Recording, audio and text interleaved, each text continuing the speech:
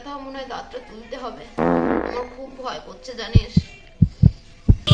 দাঁত তুলতে হবে, তার মানে তুই বড়লোক হয়ে যাবি। কি? দাঁত বড়লোক কিভাবে? শোন শোন কিভাবে।